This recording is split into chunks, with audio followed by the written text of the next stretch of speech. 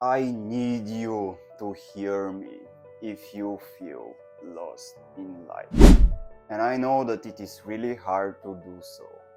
This state, the state of apathy, it is a place and a state from which nothing makes sense. You're not open to listen, nor you're open to hear a random guy on YouTube that maybe you've just wandered on his video and he tells you that he needs you to listen to him. I understand that. I hear you say that. Yet, in this video, I will show you what apathy is, how you can integrate, accept that apathy, and see the value it provides in your life. Because apathy, even though it's a state that all of us, everybody doesn't want to experience, in fact, we try to do everything that we are capable of to run away from that state. But inside of that apathy is contains the direction you need. And this is the reason why I need you to hear me.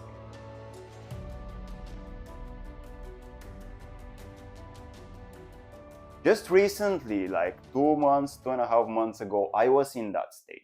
Nothing ever made sense. Everything was meaningless. There is no hope, neither there is a reason to continue to move forward. So what can you do in that state? How do you even live in that state? What do you do if you feel so lost that you cannot even find the willingness and the energy required to take care for yourself? Because why would you take care of yourself if life is fucking meaningless? If nothing makes sense? If nobody cares? Well, of course you wouldn't. Of course it doesn't make sense. Of course you don't have the energy required to take care for yourself or to do something that is meaningful. And here is the exact place where the benefit of apathy lies. So stay with me until the end of the video and see the message that apathy has for you. Starting with the fact that in that state of apathy, you are in between death and life. You're simply in the middle of those two ultimates, but neither one of them seems like it's preferable. You might think that you prefer that because nothing ever makes sense, yet at the same time, you wouldn't want to admit it. And you know that maybe life is meaningful and hopeful for others, but you don't have any access to any form of hope. So what can you do? And just yesterday, I've been to this personal development meeting where I have this social circle with friends, and there was this one friend of mine that opened up that just recently for some time already, she felt in that state. I wouldn't get into details of that story, but I know how inaccessible any form of guidance is from that state, because it seems like life is against you. Everything is against you. Nothing makes sense. So why should you listen to anybody? I don't want you to listen to me. I said that in the beginning. No, I don't want you to listen to me. I want you to listen to the message that apathy has for you. And I am apathy embodied in this video. So what is apathy? What is this dance between life and death? And why does it feel so hard to find any form of clarity, movement forward, and direction in that state of apathy? And why you should give that all up? This is a question I want you to consider. Why would you even try something that you know doesn't work? In that state of apathy, you don't have the faith, neither do you have the hope required to see meaning in doing something that should help you escape from that state. It's not possible. Yet I know that in a state of apathy, this is what all of us as humans try to do. We try to find something that will help us escape, overcome that state. From that state, it's not possible. I have this really beautiful quote from Albert Einstein that I'd like to keep in my mind and consider at times, which is, you cannot fix a problem from the same level of consciousness that created it. And in the state of apathy, this is evident. You cannot escape apathy while thinking from the state of apathy. So there are literally only two options left.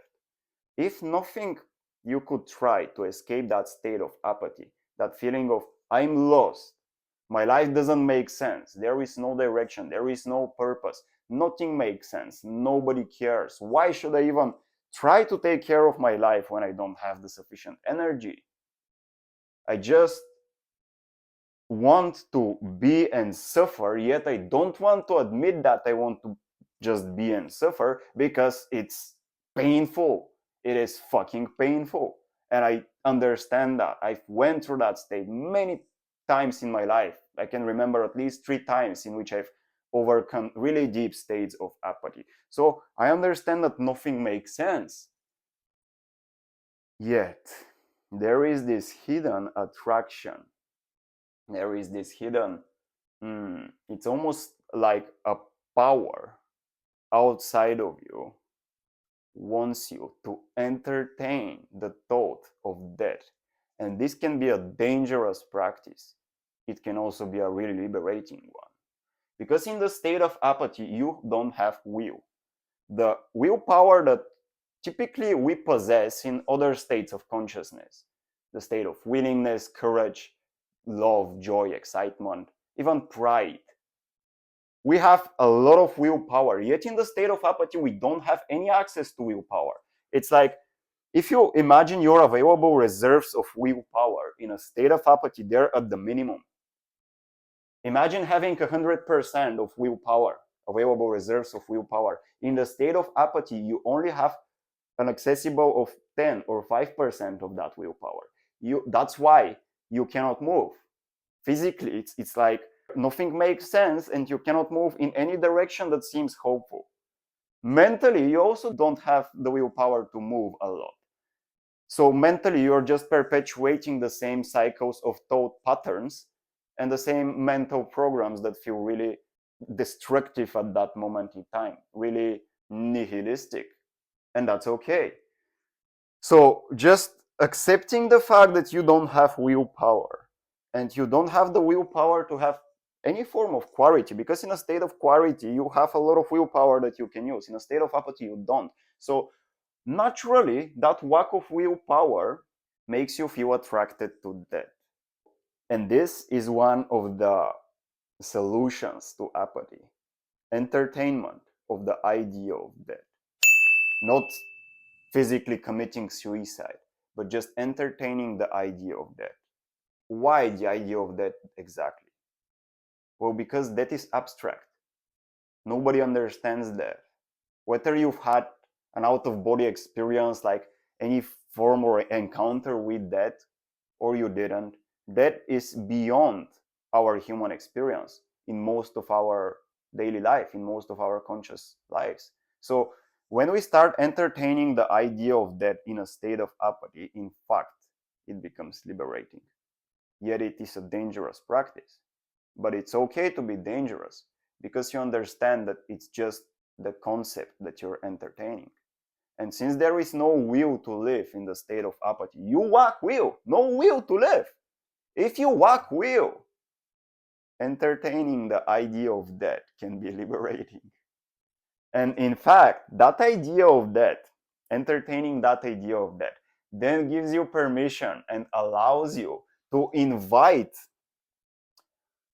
hope, to invite higher power, the belief in higher power. Because something else that you're aware of in the state of apathy is that there is no clarity, absolutely no clarity. You look to the past, you look to the future, future feels meaningless, the past feels really painful and as if it wasn't worth it. And you're questioning, naturally questioning, what's the point of my existence? What's the point of living? It's not worth it. There is no clarity, nor there is any hope. So when you start entertaining the idea of that, then this naturally makes you start inviting the belief in higher power. And I don't care what you believe in, actually. Whether that's God, whether that's Krishna, whether that's your higher self, whether that's Christ, doesn't matter. It's simply the belief in higher power. The moment you start entertaining the idea of death, the boundaries of your consciousness start expanding. You break through them. And this is an invitation for a higher power to come inside of your consciousness and help you remember what you have forgotten. In that state, you don't have the sufficient willpower to reach for that guidance and support. Yet, you can accept that, entertain that to the extent required so that you can break through your own bubble of consciousness and a higher power can step in and give you the direction and the message you need at this moment in time. So if we look at apathy from that perspective, it is actually an invitation for a new direction. Depression requires you to play a new character in your life, a new role. You're tired of your belief system, of your life philosophy, and your body feels depressed. It simply sends a message that you need to shift, but you don't have the power to shift. See? So whenever you reach a state of apathy, you are actually fucking close to a paradigm shift. You're walking on a razor's edge. You're in the middle of a shift, and it's simply a decision to entertain death. Because here is what happens. When you start accepting the potential of death in a state of apathy, the old self, your old identity needs to die. It really needs to die. You need to dig a grave for it. And that's why you entertain the idea of death. Because unless you find the courage to do so, you don't have any willpower. I tell you, you don't have willpower. There is nothing you could do. You don't have the willpower to move in any meaningful direction. Yet simply entertaining the idea of that, you have the sufficient little amounts of willpower, reserves of willpower, to accept the meaninglessness, the hopelessness, the inability to handle your life situation, and thus accept that you're incapable of doing so in that state. This is what it means to entertain the idea of death. And when the old starts dying, when you dig a grave for it and you're ready to put it down, then you invite, you don't even think about it. That higher power that I'm talking about, it's already here for you when you start preparing to dig a grave for your old self that needs to die. That higher power then steps in. And when the old needs to die, it is for the new to be born. But that new that needs to be born doesn't come from you. It doesn't come from the concept of yourself in the state of apathy. It comes from within your heart. It comes from within that higher power. It comes from within the higher mind that you start inviting in your experience without having the conscious intent to do so.